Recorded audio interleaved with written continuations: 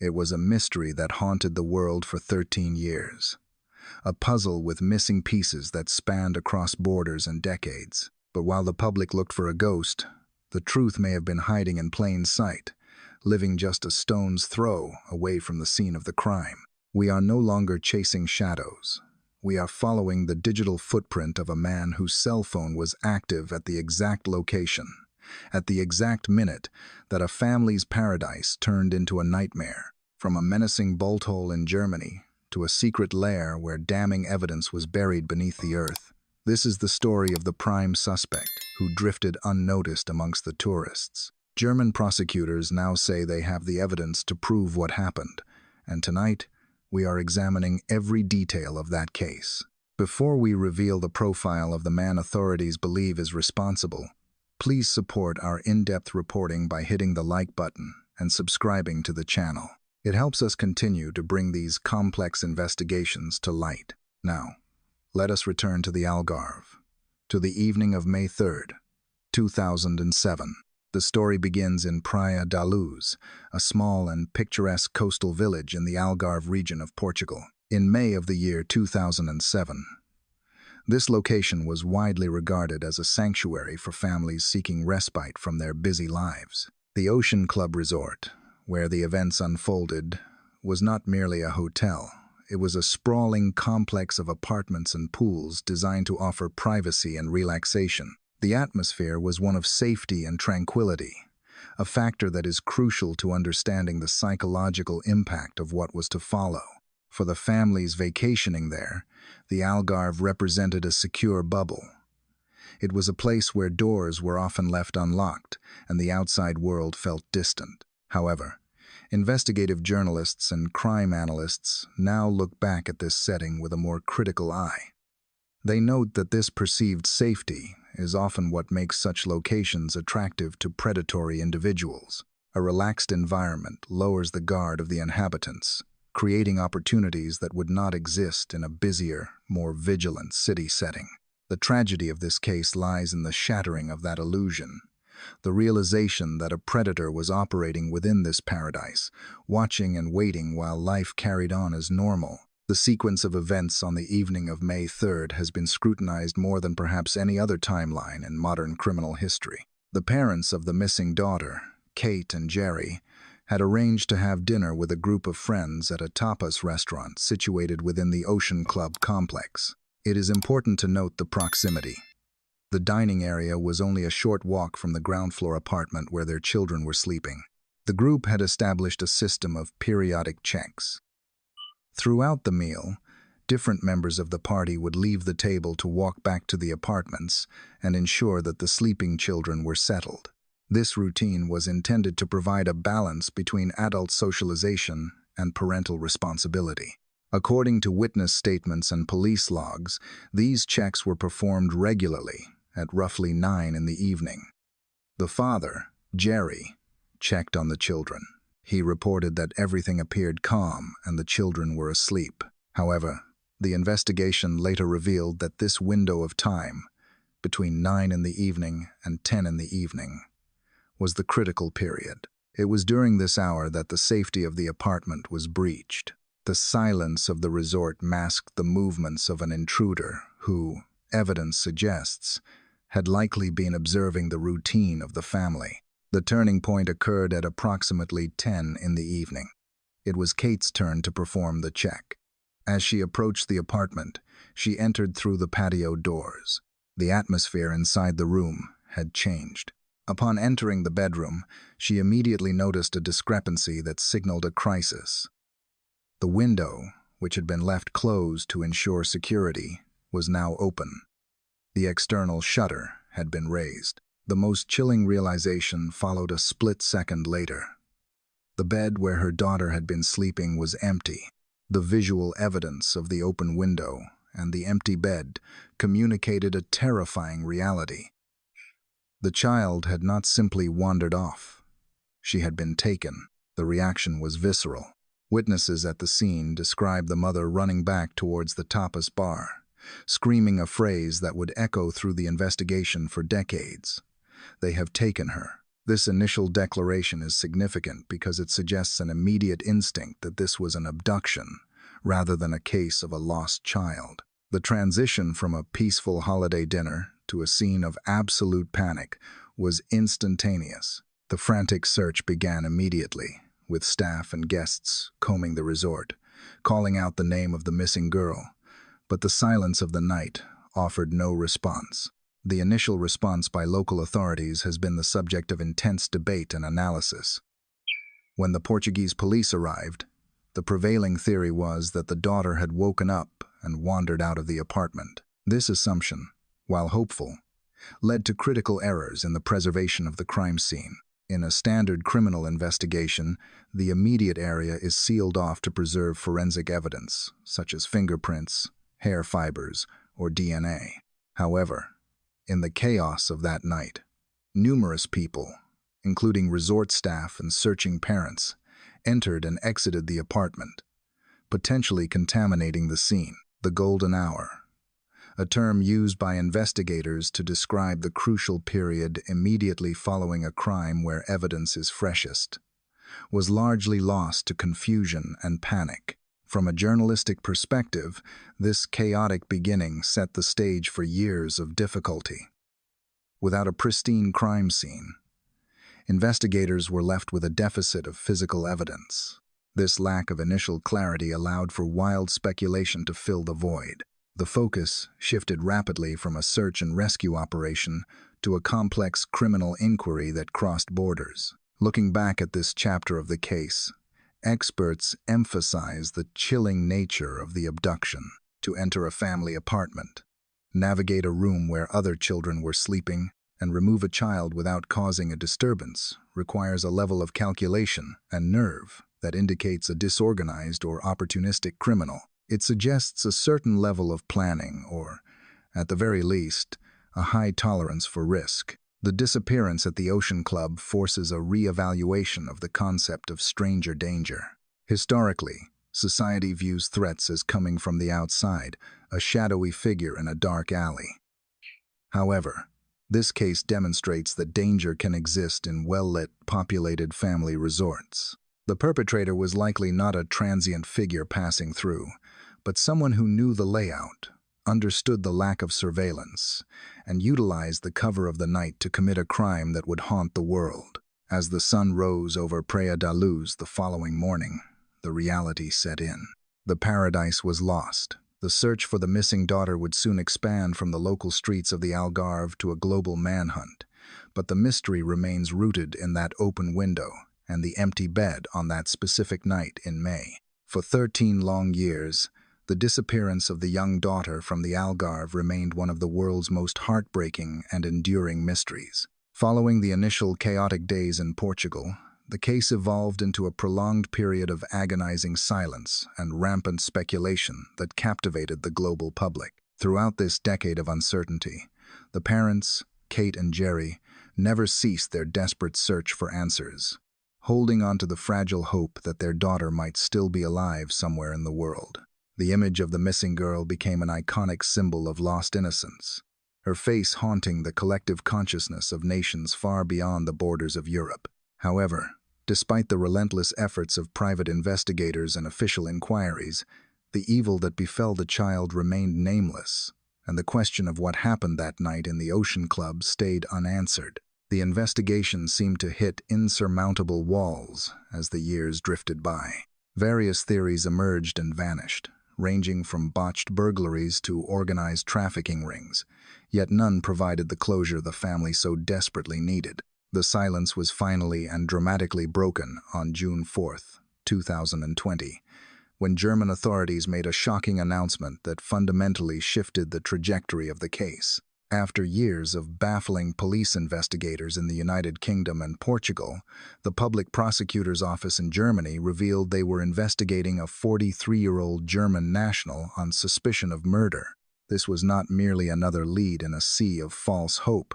It was a definitive pivot from a missing persons case to a homicide investigation.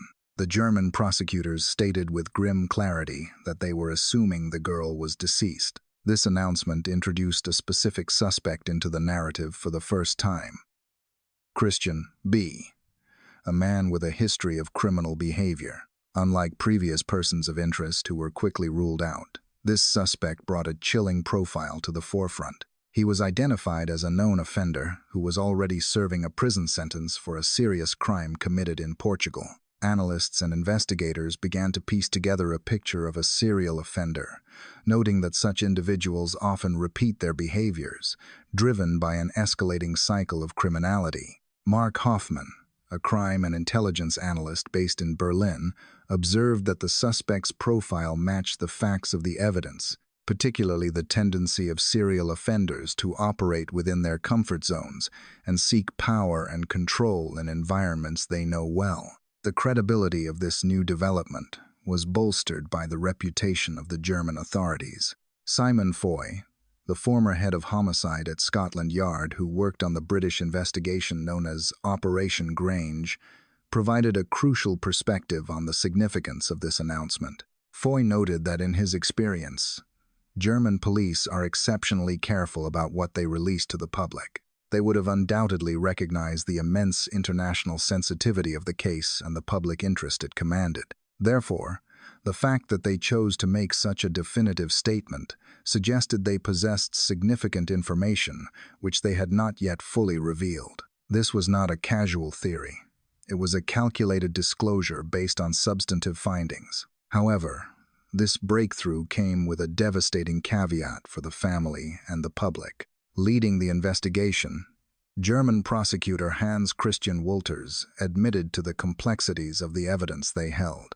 While they claimed to have strong evidence that the suspect was responsible for the death of the victim, they were not immediately able to disclose all the details. The most agonizing aspect of this update was the confirmation that investigators did not have a body. Prosecutor Wolters stated clearly that while they lacked physical remains, the evidence they had gathered was sufficient to conclude that the suspect had killed the young girl.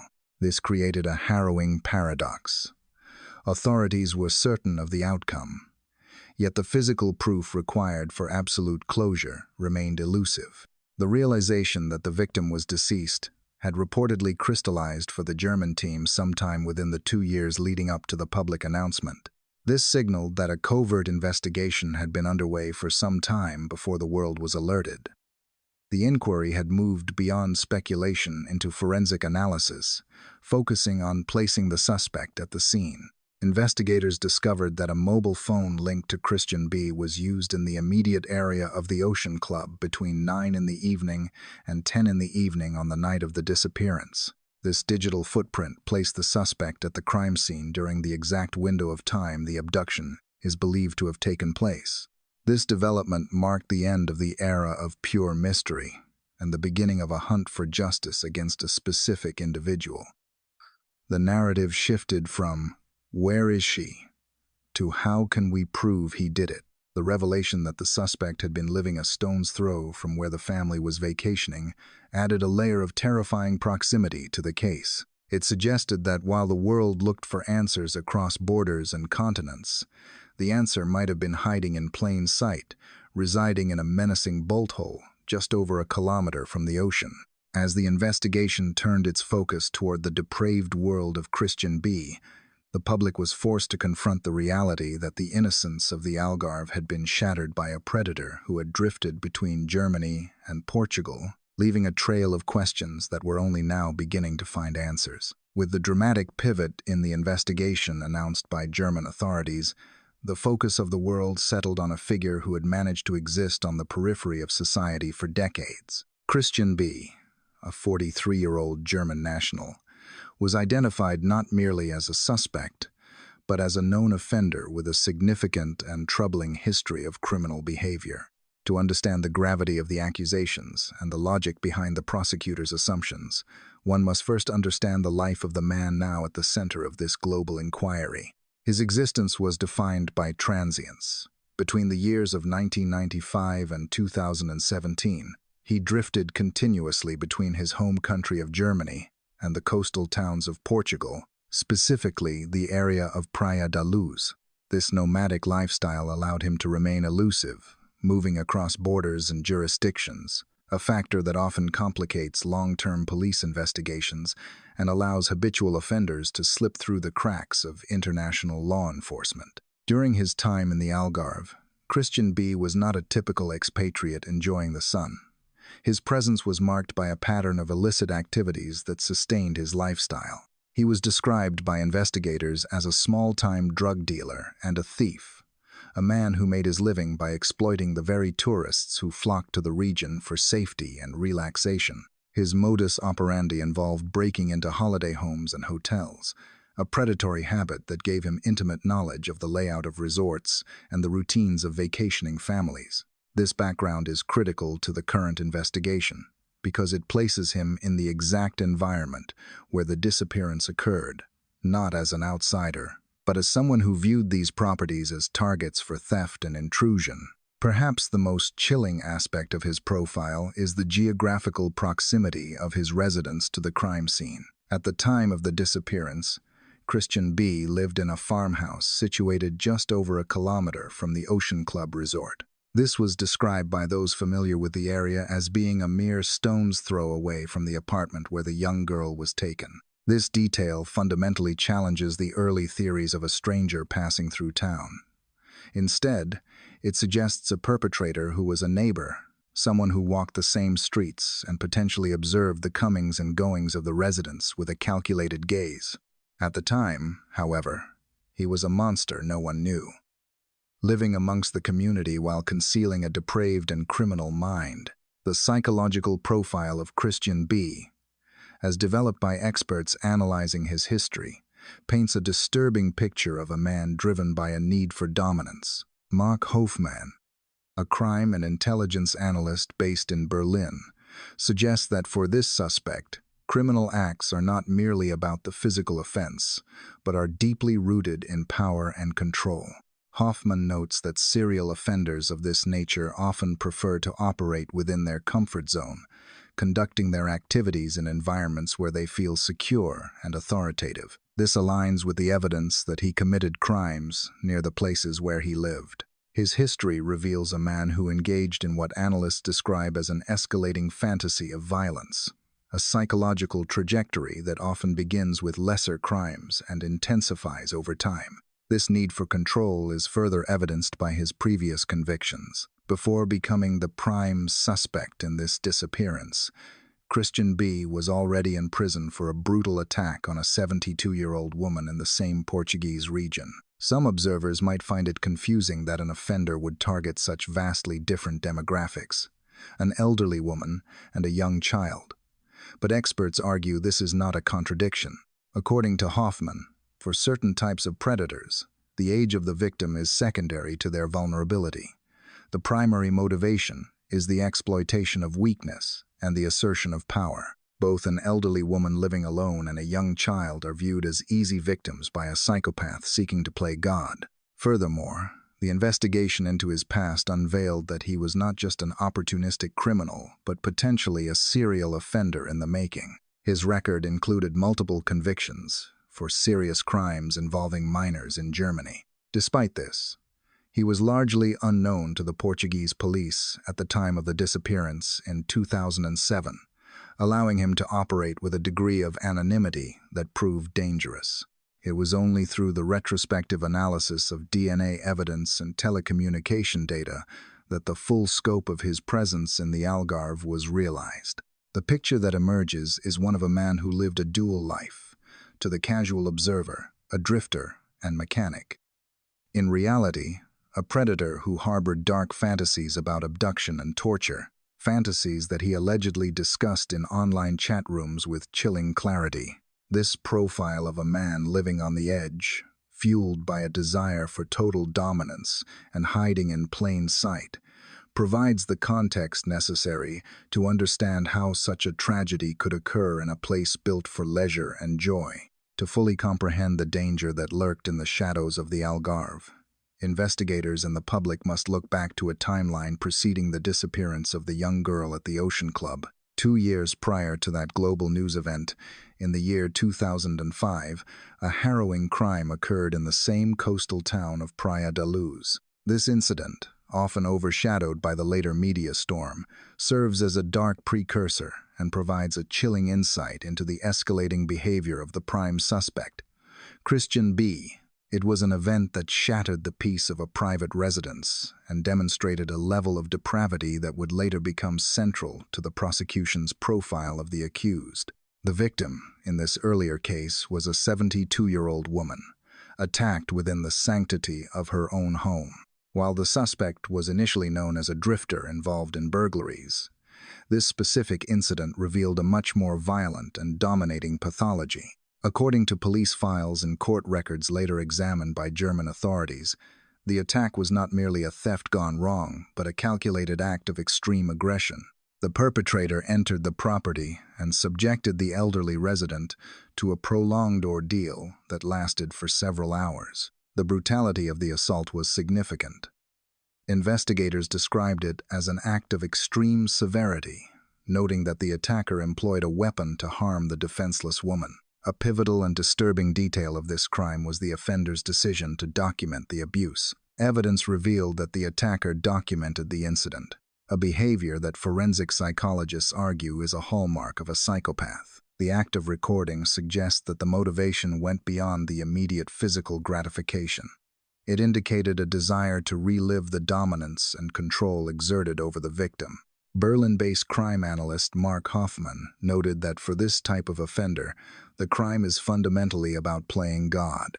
The recording serves as a trophy, allowing the predator to revisit the moment of absolute power they held over another human being, reinforcing their escalating fantasy of violence. For years, this brutal crime remained unsolved, a cold case that haunted the local community but failed to trigger a major international alert. It was only years later, through the advancement of forensic science, that DNA evidence finally linked Christian B. to the scene, leading to his eventual conviction for this offense. This conviction provided the smoking gun that placed a violent sexual predator in the immediate vicinity of the Ocean Club during the years leading up to 2007. It established that the man living just a short distance from the tourist resorts was capable of extreme cruelty and had a history of entering occupied homes to target vulnerable individuals. From an investigative standpoint, the link between an attack on an elderly woman and the disappearance of a young child might initially seem tenuous to a layperson. Common assumptions often categorize offenders based on rigid age preferences regarding their victims. However, experts involved in the case caution against such simplified profiling. Mark Hoffman explains that for many offenders of this nature, the specific age of the victim is less important than the dynamic of power. The choice of an elderly woman and a young child is not a contradiction.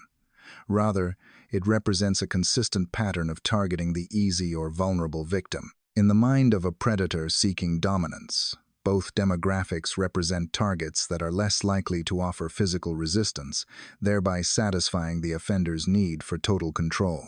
This psychological perspective reframes the investigation, suggesting that the suspect's proximity to the resort and his history of attacking the vulnerable made the young girl a potential target just as much as his elderly victim had been 2 years prior. The 2005 incident stands as a terrifying testament to the suspect's capabilities, proving that the threat was already active and escalating in the Algarve long before the world's eyes were turned to Praia da Luz. It highlights a tragic reality. A dangerous individual was operating with impunity in a community where families believed they were safe. In the realm of modern criminal investigations, the most damning witnesses are often silent, invisible, and purely technological. While the initial search for the missing daughter in Praia da Luz relied heavily on physical searches and eyewitness testimony, the breakthrough that would eventually reignite the case more than a decade later came from the digital ether. For years, the timeline of the evening of May 3rd, 2007, was a puzzle with missing pieces, a narrative constructed from the memories of distraught parents and the observations of holidaymakers. However, the German authorities, led by prosecutor Hans Christian Wolters, eventually uncovered a piece of evidence that was immune to the fading of memory. Telecommunication data. The investigative team conducted a forensic deep dive into the historical cell phone records of the region, a task that required sifting through vast amounts of data to find a singular connection. Their persistence yielded a critical discovery that placed the prime suspect, Christian B., not merely in the general vicinity of the Algarve, but in the immediate area of the crime scene during the precise window of the abduction. According to the findings released by the prosecutors, a mobile phone number attributed to the suspect was active and connected to a cell tower mast that specifically serviced the Ocean Club resort. This digital footprint is pivotal because of the specific time frame involved. Investigators established that the device was in use between 9 in the evening and 10 in the evening on that fateful night. This hour is of the utmost significance.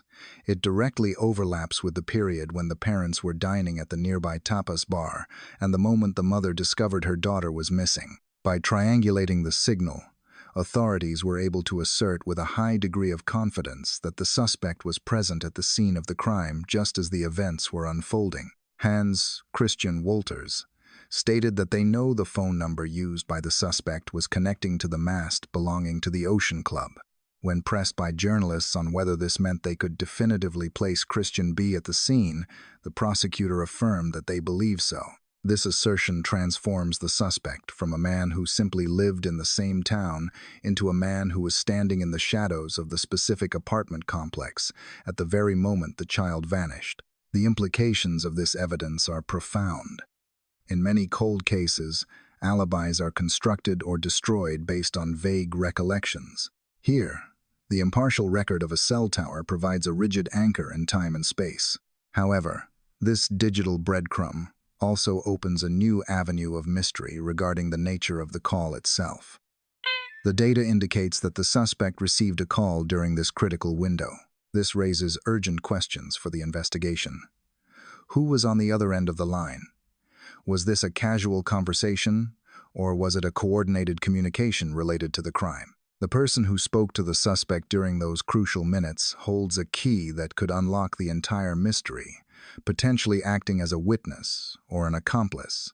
From an analytical perspective, the discovery of this cell phone data highlights the double-edged sword of technology for criminals. While the suspect may have believed he was operating under the cover of darkness, his own device was broadcasting his location to the world. It serves as a reminder that in the 21st century, it is nearly impossible to move without leaving a digital trace. This evidence does not just place him in Praia da Luz. It places him within the operational radius of the abduction, challenging any defense that he might have been elsewhere. Furthermore, this technological lead helps to explain the confidence of the German prosecutors. While they have been reticent to share physical details to protect the integrity of the ongoing inquiry, the existence of such precise location data provides a foundational pillar for their case. It supports their theory that this was not a random drifting, but a presence that coincided perfectly with the opportunity to commit the crime. The mobile phone signal acts as a digital fingerprint, lingering in the archives long after the physical trail had gone cold, waiting for investigators with the right tools and information to uncover it. As the world processes this information, the narrative of the case shifts from one of hopeless wandering to a focused pursuit. The monster was not just living nearby. He was, according to the data, right there at the Ocean Club, phone in hand. While a family's life was about to be destroyed, this revelation serves as a stark example of how forensic data analysis can bridge the gap of time, bringing fresh scrutiny to a suspect who thought he had slipped away into obscurity. In any complex criminal investigation involving a suspect with a transient lifestyle, the vehicles they operate often become as significant as the stationary homes they inhabit. For the investigative team led by German prosecutor Hans Christian Wolters, scrutinizing the fleet of vehicles associated with Christian B. provided critical insights into his movements and his mindset during the timeline of the disappearance. While the suspect was known to drift between Germany and Portugal, his choice of transport was not merely functional. It was a key component of a modus operandi that allowed him to live on the margins of society, hiding in plain sight while maintaining the ability to vanish at a moment's notice. Two specific vehicles have emerged as central pillars in the case against him, each offering a different piece of the puzzle. The first is a distinctive camper van, a vehicle that became synonymous with his nomadic existence. Sources indicate that he possessed a large American-style camper, described as being 10 meters long, which served as a mobile base of operations. This vehicle is particularly significant to profilers because it represents a self-contained world where a predator can control their environment completely. Unlike a hotel room or a rented apartment, a camper van offers privacy and mobility, allowing an offender to transport evidence or victims across jurisdictions without raising immediate alarm. Investigators noted that inside this van, they later discovered items of clothing belonging to minors, which reinforced the theory regarding his interest in vulnerable victims. However, while the camper van paints a picture of his general lifestyle, it is the second vehicle, a car owned by the suspect, that provided one of the most chilling chronological links to the disappearance of the daughter at the Ocean Club. German authorities discovered a highly suspicious administrative action regarding this second car, which occurred with startling immediacy following the crime. Records show that on the day after the victim vanished, the suspect moved to deregister this vehicle. This specific timing has been flagged by analysts as a classic indicator of post-offense behavior. In the immediate aftermath of a major crime, perpetrators often feel a desperate psychological urge to distance themselves from incriminating assets. The decision to change the registration of a vehicle less than 24 hours after the abduction suggests a calculated attempt to break the link between the owner and the car. Mark Hoffman, the crime and intelligence analyst, suggests that such actions are rarely coincidental. Rather, they are the maneuvers of a man who knows he is potentially under scrutiny or fears that the vehicle may contain forensic evidence that could connect him to the event. The investigative implications of this deregistration are profound. It implies that the suspect was not merely reacting to the general chaos of the police investigation, but was actively taking steps to erase his digital and bureaucratic footprint in Portugal.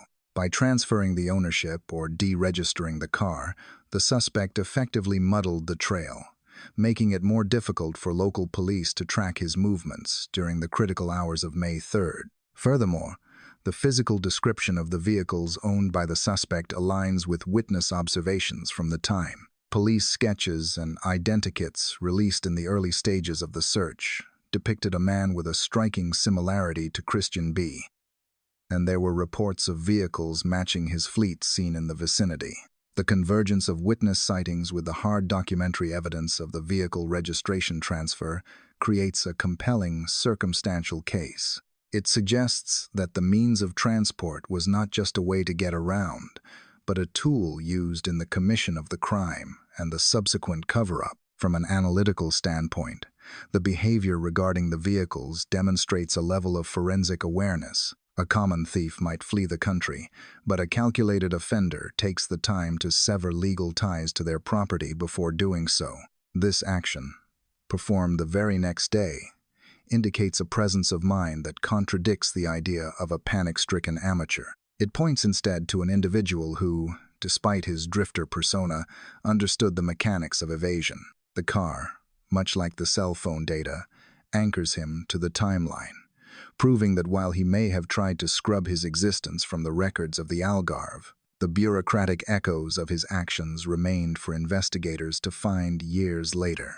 Following the frantic and chaotic aftermath of the disappearance in Praia da Luz, the prime suspect, Christian B., did not remain in Portugal to face the intensifying scrutiny of the local authorities. Instead, shortly after the events of May 2007, he slipped out of the country and returned to his native Germany. This departure marked the beginning of a new chapter in his life, one characterized by a disturbing ability to reintegrate into society while concealing a dark and predatory past. He settled in the city of Brunswick, where he managed to construct a facade of normalcy that effectively masked his true nature from his neighbors and the community at large. To the casual observer, he was simply a man looking for a fresh start, but retrospective analysis suggests that his relocation was less about rehabilitation and more about finding a new environment in which to operate. Upon his return to Brunswick, the suspect established himself as a small business owner, running a kiosk. The location of this business has since become a focal point for investigators and criminal psychologists alike. The kiosk was not situated in a neutral commercial district. Rather, it was positioned directly next to a kindergarten and a junior school. This proximity to young people is a detail that experts describe as a major red flag, indicative of an offender who deliberately places himself within the orbit of potential victims. An insider who knew him during this period revealed to journalists that he was a familiar figure to the local children. This source stated that the children would spend their pocket money at his shop and that he would frequently give them sweets and lollies for free. This behavior, while seemingly generous on the surface, is viewed by child safety experts as a classic grooming tactic. By offering free items, an adult creates a sense of obligation or special friendship with a child, lowering their natural defenses and normalizing their presence in the child's life. The fact that a man with a prior history of sexual offenses against minors was able to operate a business adjacent to a school without raising alarm highlights a catastrophic failure in cross-border information sharing at that time. He was, as reports later described, a monster no one knew, hiding in plain sight while the parents of the missing girl in Portugal continued their desperate search. Even more chilling than his public persona as the friendly kiosk owner were the private conversations he allegedly had with associates during this time. A friend of the suspect later recounted to investigators that Christian B. had spoken openly about his desire to create a secure, hidden space within his residence. Specifically, he talked of constructing a concealed, secure room in his rented cottage, drawing a disturbing comparison to notorious cases of long-term imprisonment. The witness recalled the suspect stating that he wanted to line this space with heavy plates, similar to the method used by the Austrian offender, to ensure that it was soundproof and inescapable. These comments were made in 2013, 6 years after the disappearance in Portugal. Yet they reveal a mindset that remained fixated on control, containment, and the total domination of another human being.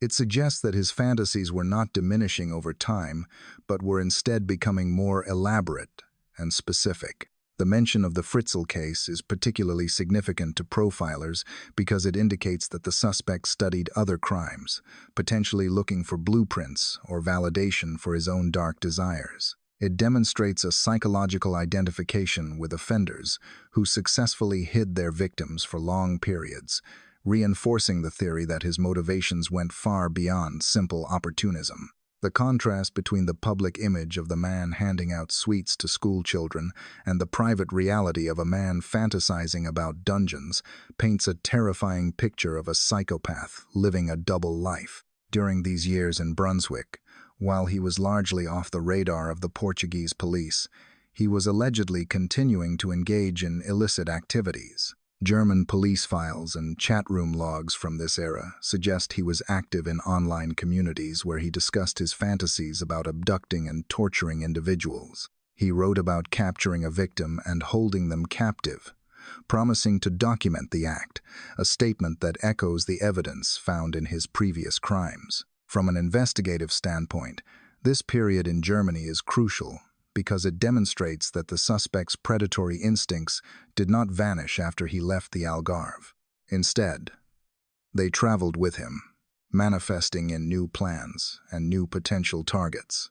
The fact that he was living freely, running a business, and interacting with children for years after being placed at the scene of a major abduction is a source of immense frustration for law enforcement and a terrifying realization for the public. It underscores the difficulty of tracking transient offenders who move between jurisdictions, leaving their history behind at the border while bringing their dangerous pathologies into new, unsuspecting communities. The breakthrough that investigators had sought for a decade did not initially come from a forensic laboratory or a satellite image, but from the most unpredictable element of any criminal inquiry: human fallibility.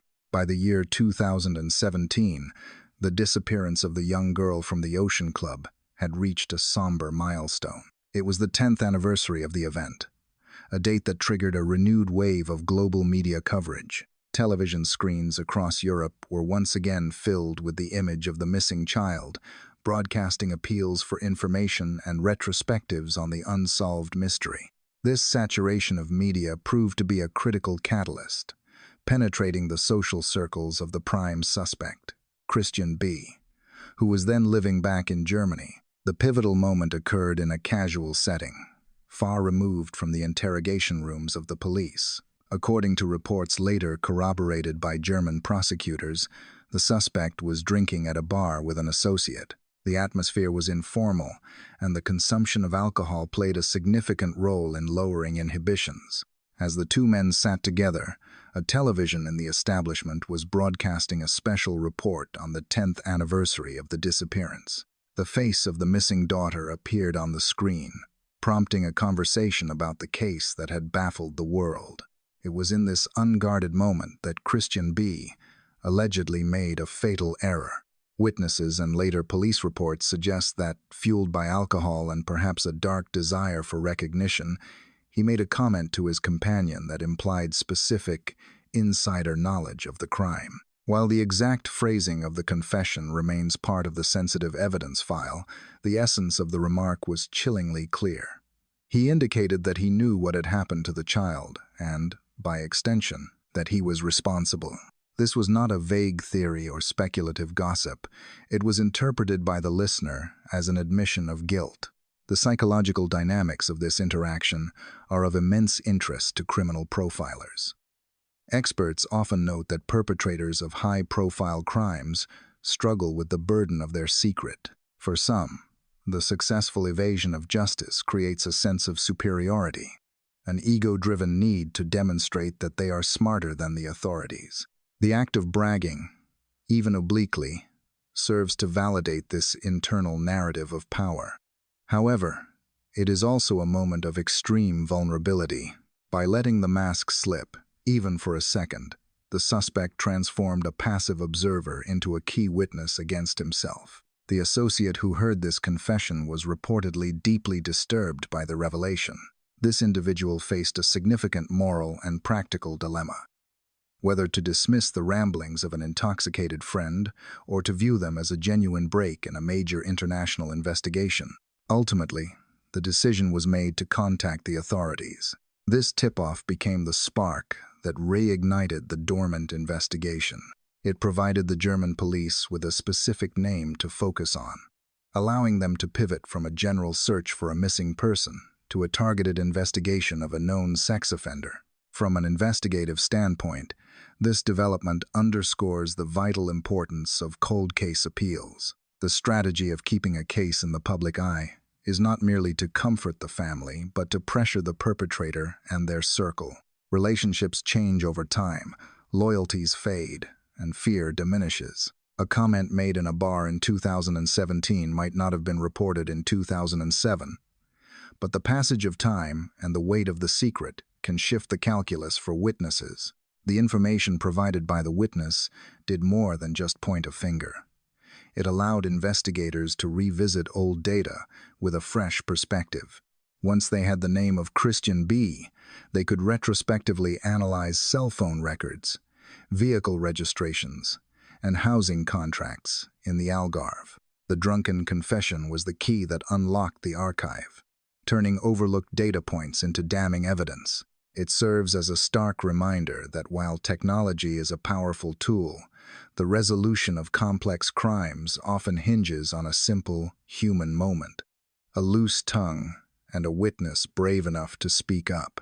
The arrogance that allowed the suspect to believe he could commit the perfect crime was ultimately the same arrogance that led him to boast about it, setting in motion the machinery of justice that would eventually close in on his secret life. The investigation eventually led German federal police away from the residential streets of Brunswick to a far more desolate and isolated location, often characterized in reports as a menacing bolt hole. This site was a deserted factory property owned by Christian B., a place that offered the seclusion necessary for a man who harbored deep secrets. Unlike his public-facing kiosk, which sat adjacent to a school, this property was removed from the daily gaze of the community, allowing for a level of privacy that investigators believe was essential for his illicit activities. The dilapidated nature of the factory belied its significance. It was here, amidst the ruin and neglect, that the suspect chose to conceal the most damning evidence of his criminal life. When authorities descended upon the property, they did not merely conduct a surface inspection. They arrived prepared for a deep excavation, suspecting that the grounds held more than just industrial waste. The search was methodical and grim, eventually focusing on a specific patch of earth. It was here that investigators made a discovery that would become a cornerstone of the case against him. Buried beneath the ground was a plastic bag, carefully hidden from view. Inside this bag, protected from the elements, was a trove of digital storage devices, including hard drives and USB sticks. The specific placement of this buried stash reveals a disturbing level of forensic awareness and calculation on the part of the suspect. The plastic bag was not simply placed in a hole. It was buried directly beneath the remains of his deceased dog. Criminal analysts examining this detail have suggested that this was likely a strategic countermeasure intended to fool police search dogs. If a cadaver dog were to alert to the scent of decomposition at that spot, the discovery of the pet's body would provide a logical and innocent explanation, potentially causing investigators to stop digging and leave the deeper layer of evidence undiscovered. This biological shield suggests that the suspect had given considerable thought to how he would protect his digital library in the event of a raid. The contents of the recovered hard drives were voluminous and harrowing. Reports confirm that the devices held thousands of files, consisting of videos and pictures. This collection is consistent with the profile of a serial offender who feels a compulsive need to document their actions. According to Mark Hoffman, a crime and intelligence analyst, individuals with this psychological profile often film their offenses to create trophies, allowing them to fantasize about their crimes over and over again long after the event has passed. The digital Lair was, in essence, a library of his depravity, preserved for his own future viewing. The discovery at the factory fundamentally changed the scope of the investigation. It provided prosecutors not just with circumstantial theories, but with tangible proof of the suspect's escalating behavior and his history of recording his offenses. The existence of such a vast collection of material buried in a plastic bag speaks to a long-term commitment to this criminal lifestyle. It demonstrated that while Christian B. moved through society as a drifter and a mechanic, he was meticulously curating a secret archive of his exploits. The unearthing of these drives stripped away the last remnants of his anonymity, exposing the depth of the darkness he had tried to bury beneath the earth of his own property. The discovery of the buried plastic bag at the deserted factory site marked a pivotal turning point in the forensic analysis of the life of Christian B. When investigators carefully unearthed the package from beneath the remains of the deceased dog, they did not simply find electronic waste. They found what prosecutors and criminal analysts have described as a digital trophy room. Inside the bag were multiple hard drives and USB memory sticks, devices that contained a staggering volume of data. While the physical excavation was laborious, the digital forensic examination that followed revealed the true depth of the suspect's depravity. The encrypted silence of the hardware was broken to reveal thousands of files, a vast collection of images and videos that documented a history of abuse and criminal behavior, spanning many years. The contents of these drives provided law enforcement with a direct window into the psyche of the suspect. According to statements from the investigation team, the material was not merely passive collection but included recordings of the suspect's own crimes. This distinction is crucial for profilers. Mark Hoffman, the crime and intelligence analyst observing the case, noted that for offenders of this specific pathology, the act of recording is an extension of the crime itself. It serves a psychological need to relive the moment of dominance. The existence of this digital library suggests that the suspect spent considerable time revisiting these events, reinforcing his fantasies and potentially fueling the urge to commit further offenses. The sheer volume of the material, thousands of individual pieces of evidence, indicates that this was not a momentary lapse in judgment, but a sustained lifestyle of predation. In addition to the digital evidence found in the ground, investigators turned their attention to the physical spaces the suspect inhabited, specifically his vehicles. The large camper van, which had been his home during his time in the Algarve, was subjected to a rigorous search. Within this mobile environment, authorities discovered items that sent a chill through the investigative team. Clothing items belonging to minors. The possession of such items is highly significant in the context of a criminal investigation involving a missing young person. In the absence of a legitimate reason for possessing these garments, analysts interpret them as physical trophies, mementos taken from victims, or potential targets to serve as tangible reminders of encounters or obsessions. The convergence of the digital evidence from the factory and the physical evidence from the camper van paints a comprehensive picture of a dangerous individual. The hard drives prove that the suspect was actively documenting his illicit activities, while the swimwear suggests a pattern of collecting items associated with his targets. This behavior aligns with the profile of a serial offender who meticulously organizes his life around his deviant interests. The fact that the digital evidence was buried suggests a high level of consciousness regarding the illegality of the material. He knew that if these drives were found, they would ensure his long-term incarceration. The burial was a calculated attempt to preserve his collection while shielding it from law enforcement, a strategy that ultimately failed when the police raid uncovered the hiding spot. For the prosecutors, this evidence was instrumental in characterizing the suspect not just as a drifter or a thief, but as a sexual predator with a distinct modus operandi.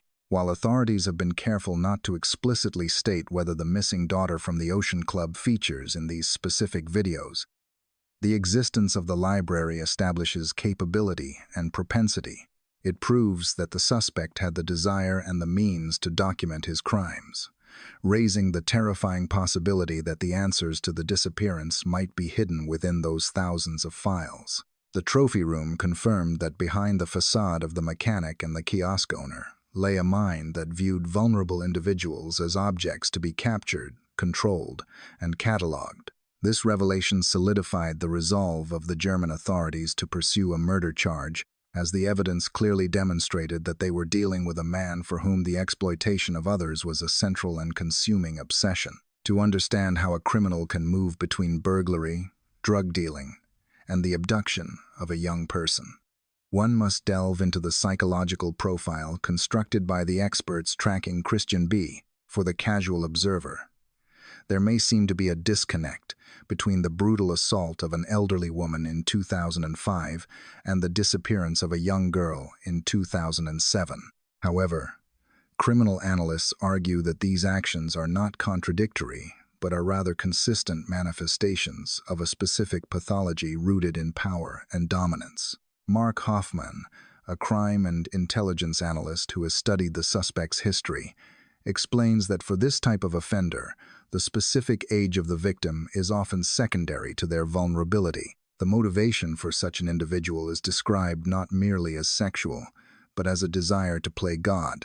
By targeting those who are physically weaker, whether they are elderly individuals living alone or young children asleep in their beds, the perpetrator satisfies a deep-seated need for control.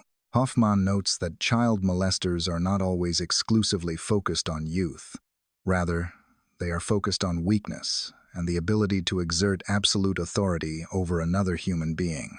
The assault on the 72-year-old woman, which involved binding the victim and recording the act, was an exercise in total domination. When the young girl disappeared from the Ocean Club, the perpetrator was likely seeking that same rush of power. Analysts suggest that the transition from assaulting an elderly woman to abducting a child represents an escalating fantasy of control. In the mind of such an offender, taking a life can be viewed as the ultimate form of control. This psychological framework helps investigators understand why the suspect, who lived a stone's throw from the resort, would take the immense risk of entering a family apartment.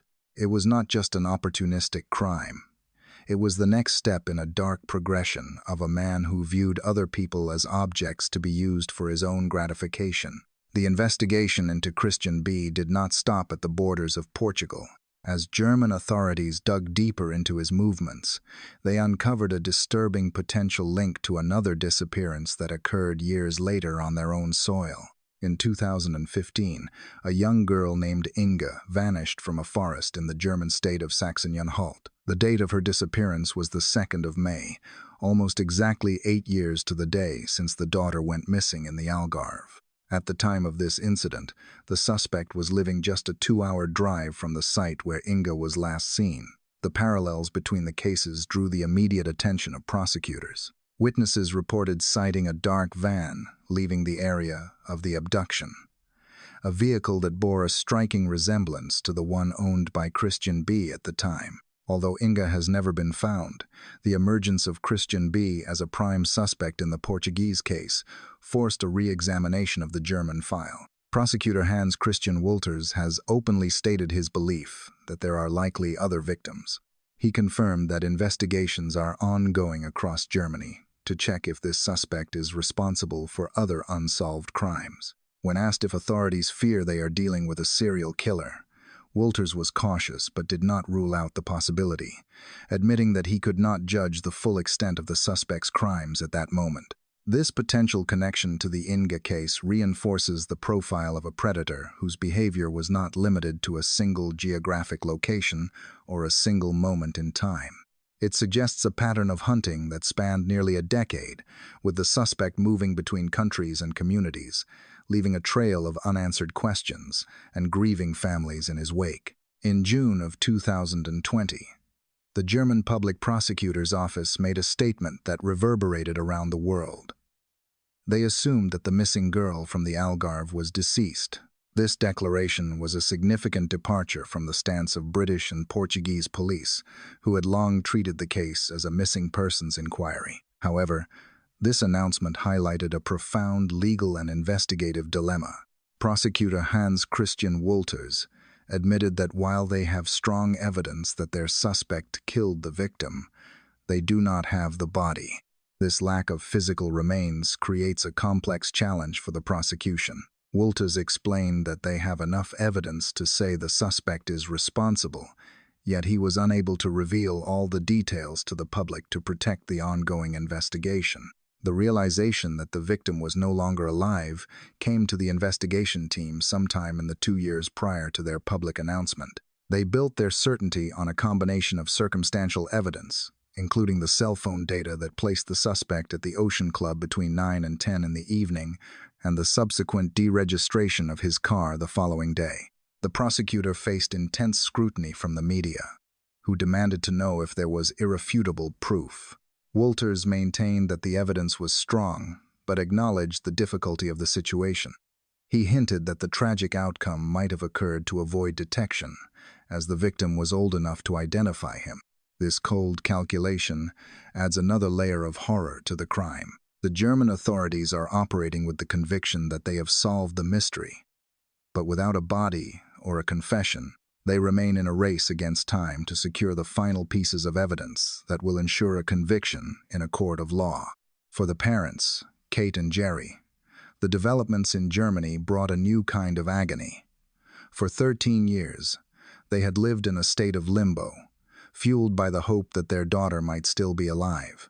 The announcement from the German prosecutors that they possessed evidence of her death was a crushing blow. Yet the refusal to disclose the specific nature of that evidence left the parents in a tortured state of uncertainty. They were told seemingly almost 100% that their daughter was gone, but they were not told why the authorities knew this. This shared pain prompted Kate to reach out to another mother who understood this unique tragedy.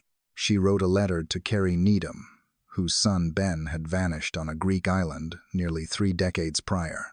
In the letter, Kate acknowledged the tragic bond they shared, a connection forged in the nightmare of missing a child without resolution. Carrie Needham described the feeling as absolutely heart-wrenching, explaining that a parent cannot accept their child is dead without knowing the how and the why. The psychological toll of this ambiguous loss is immense. Parents in this situation are trapped between grieving and hoping. As Needham articulated, the uncertainty is often worse than knowing the facts, because the unanswered questions dominate every waking moment. It is the last thing a parent thinks about at night and the first thing they think about in the morning. A living nightmare from which they cannot wake up. The German investigation offered a potential end to the mystery. But until the full truth is revealed, the parents are forced to carry the burden of not knowing their daughter's final moments. As the investigation into Christian B. continues, the world waits for the final piece of the puzzle that will definitively close the case. The German authorities have thousands of files, images, and videos recovered from the suspect's buried stash, and they have established his presence at the scene through telecommunication data. However, Prosecutor Wolters has indicated that they are still seeking the smoking gun that would remove all doubt. This could be a witness who saw the suspect at the Ocean Club, or perhaps a specific photograph from the recovered hard drives that links him directly to the victim. When asked if the recovered videos contained evidence of the missing daughter, Wolters stated he was not allowed to comment on the content, leaving the possibility open. The investigation relies on bridging the gap between strong circumstantial evidence and forensic certainty. If the German authorities do have video proving the death, combined with the phone trace, then a witness statement placing him at the resort between 9 and 10 in the evening would be the final terrible truth needed to secure a murder conviction. The legacy of this case has fundamentally changed how the world views safety and the vulnerability of the innocent. It has highlighted the existence of predators who live on the fringes, drifting between countries and hiding behind masks of normalcy. For Kate and Jerry, and for the memory of the innocent daughter whose face has haunted the world for over a decade, the hope remains that the shadow in the Algarve will finally be brought into the light of justice. Thank you for following this in-depth report on one of the most significant criminal investigations of our time. To stay updated on the latest developments in this case and other major stories, please ensure you are subscribed to our channel. You can also download our application for full episodes and exclusive content. We will continue to monitor the progress of the German prosecutors and the pursuit of justice for the missing. Goodbye for now.